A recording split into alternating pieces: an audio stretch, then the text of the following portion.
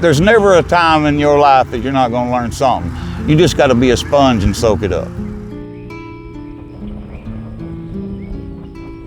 My name is Littrell. I'm a welder, build barndominiums, shops, buildings, pretty much anything metal. The company name is ADL Construction. I burned my first rod when I was 10 years old. So yeah, that's kind of what inspired me to do it.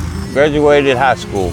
I didn't do college. I knew that wasn't something I wanted to do. I wanted to work with my hands, and welding is what I chose.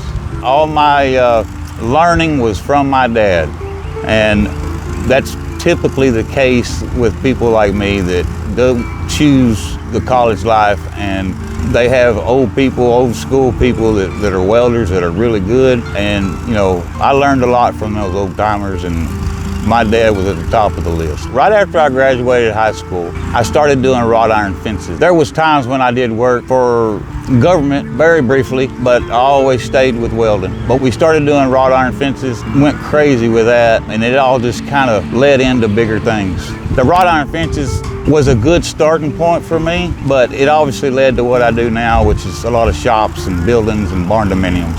Barndominiums are pretty popular right now, so that's what I've been doing the most of. With the barndominiums and the shops, they typically take 3 to 4 weeks to build.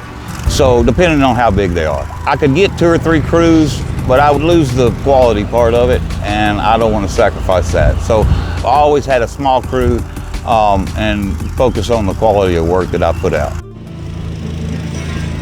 My guys usually get here about 6:30, 7 o'clock in the morning, and being that it's welding, it's fixed to start getting hot. So typically when it gets to 100 and they're underneath that hood burning, you know, it's 150 degrees underneath that hood. So there's times when we leave at 1 o'clock, don't do lunches, but we can get a lot done in that 6-7 hours of work. Otherwise, on nice days, they'll work till 5 or 6 o'clock. It's absolutely hard work. When you're working in this Texas heat and you're welding, torches themselves, oh, they're hot. They're hot. 100-degree burns. That's obviously being a little dramatic, but no, they're hot. They're very hot. A lot of the helpers can make up to 20, 25.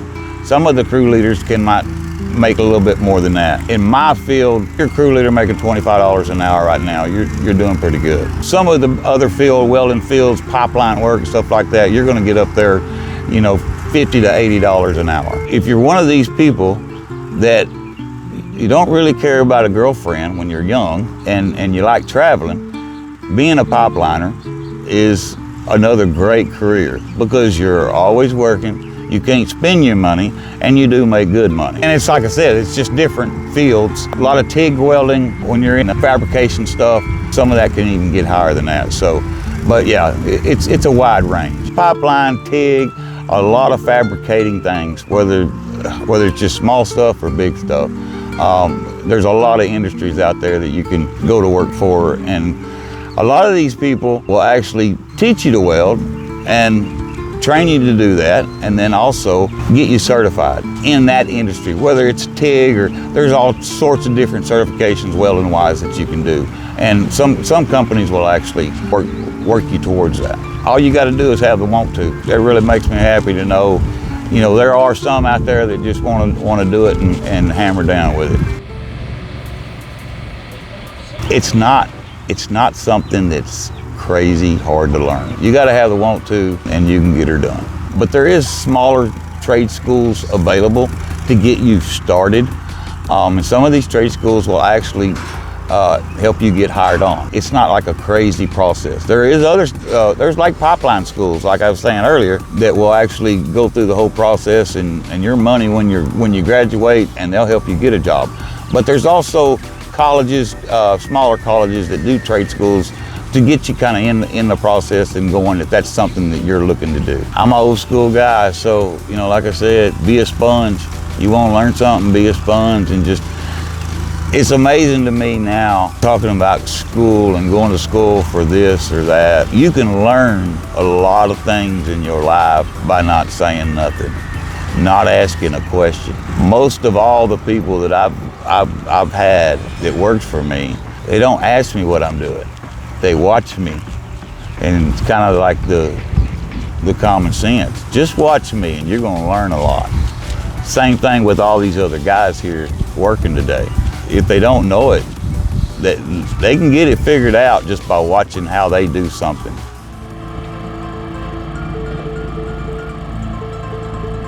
I actually work with the actual customers. There's no middle go-between in what I do. In a nutshell, what the process is. It starts with the slab. So we gotta have concrete guys that form up and finish out the concrete. It also starts with the plumber, and then of course welders, obviously, electricians, any trades that you build in a regular house, you know, whether it's framers and electricians, plumbers, trim carpenters, all that right there. It's pretty much everything in the trade industry when it comes to building something residential. Right now, it's actually my daughter's barndominium and her husband. Or she bought this about 3 or 4 months ago. Looking excited to get this thing done and finished for my daughter.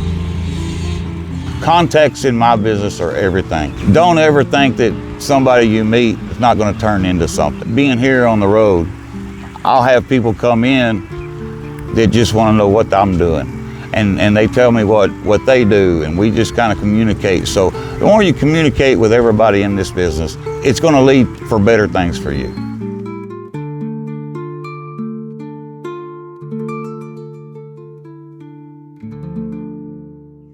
One of my biggest things is I won't leave the job until the customer's happy. So when I leave a job, the customer's happy.